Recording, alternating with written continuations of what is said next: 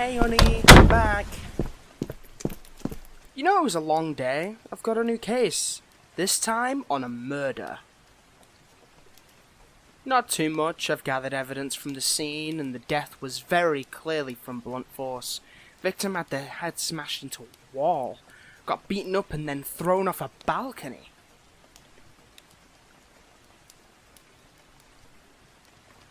That sounds great, darling. Thank you. I'll get everything out on the table for us.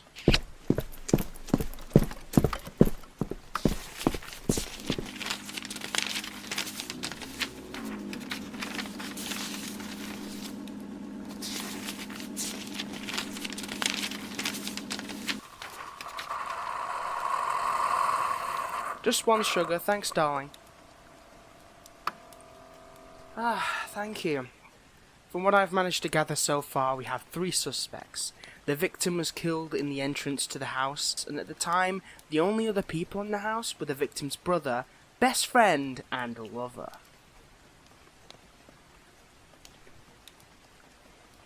For motives, the victim and their lover had a large argument in the morning, roughly 3 hours before the victim was found dead. The best friend has admitted that they were in love with the victim's lover, and the two of them had gotten into fights about him before.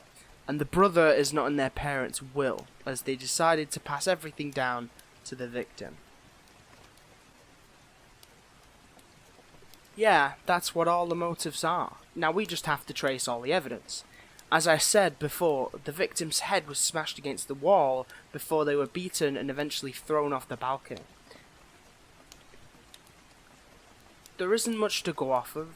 The lover said he was in the bedroom playing games, and the room is fairly soundproof. The best friend said she heard the commotion and ran over to see her best friend dead and called the police. However, the brother said he was outside with the dog.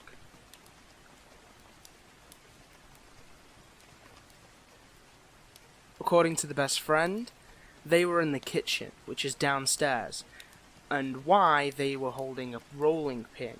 After checking the kitchen, the best friend was definitely in the middle of baking something. That did mean she needed the rolling pin that she was holding when arriving on the scene. Of course, we can't be certain that the best friend didn't use the rolling pin to beat the victim, but we also can't be certain that she did.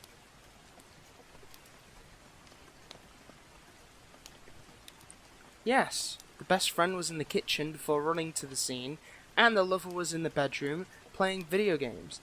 They had noise-cancelling headphones on and were not talking to anyone, suggesting that he wasn't on a call, or if he was muted, so he wouldn't have heard anything. The bedroom itself is also fairly soundproof. I'm almost fairly certain that it could have been him, seeing as his alibi is so strong. It's almost too believable.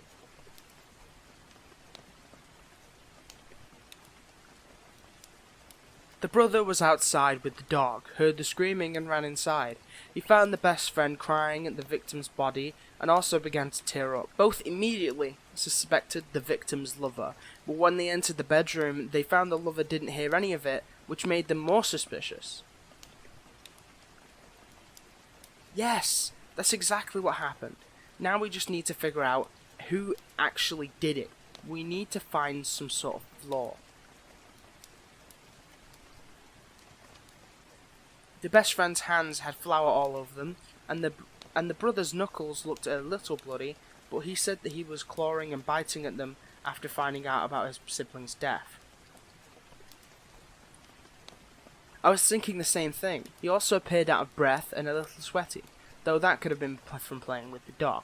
However, the brother also said that he started to play with the dog about 10 minutes before we arrived, which was after the death. Both the best friend and lover took at least 30 minutes to calm down before they would talk, while the brother calmed down fairly quickly. The brother does actually have a small criminal record as well. It honestly just makes sense. This was a lot more simpler than I thought it would be.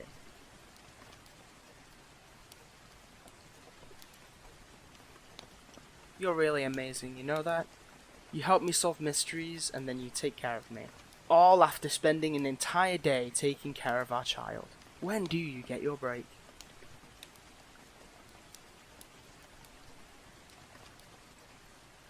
really are amazing, darling. I don't know how you do it. How about we both clean up? I love you too, sweetheart.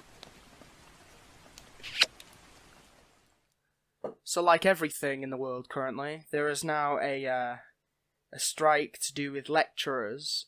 So I've not been really doing much in university. I've either been partying, sleeping, or scouring the internet, I guess. So I thought I'd record this about a day early. So yeah, I'll let you know how that goes. But I'm kind of annoyed, actually. I'm kind of the bookish type. I want to kind of get back to work when it comes to the university stuff, you know. So I'm hoping that that picks back up soon and that the lecturers get paid fairly and everyone can go back to work. Thanks so much for all the support, and I'll see you guys in the next video, hopefully. See ya.